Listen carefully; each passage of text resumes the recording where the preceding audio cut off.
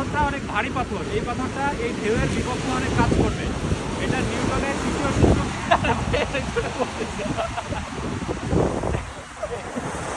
নিউটনের তৃতীয় সূত্রকে কি করা যায়, বিপক্ষে কাজ করবে।